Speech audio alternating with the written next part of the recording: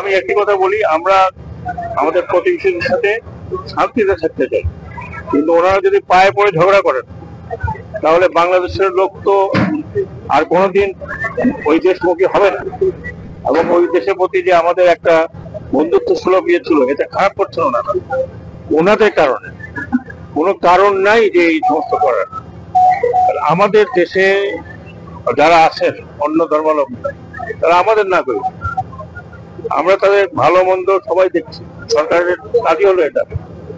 এখন বিভিন্ন মিডিয়া এবং বিভিন্ন যদি এই ধরনের প্রচার করতে থাকে, আর যদি কেউ ধমকি দিয়ে দেন মিডিয়াতে বাংলাদেশের নিরাপত্তা হুমকির উপরে, নিরাপত্তার উপরে, যা করছেন তা নিজের দেশে করছেন। দয়া করে এগুলো করবেন না। আমরা একটা বন্ধুত্ব ভাবাপন্ন নিয়ে থাকতে চাই, কারণ আমরা আপনারা জিওগ্রাফিক্যাল নেইবার। কিন্তু যদি বাংলাদেশকে এইভাবে হেনস্থা করতে থাকেন, মনে রাখবেন এটা 18 কোটি লোকের দেশ। এটা অন্য ছোটখাটো দেশ আপনাদের আশেপাশে যা আছে তা নয়। আমি অনুরোধ করছি যে আপনারা এই ধরনের প্রভোকেশন দেবেন না।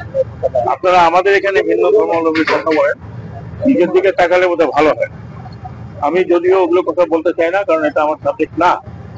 তারপরে বলছি, যেহেতু খুব কাছে, আমরা একদম আগরতলায় একেবারেই কাছাকাছি যাই, তো এটা আমরা আশা করি, এটা কাম্য নয়।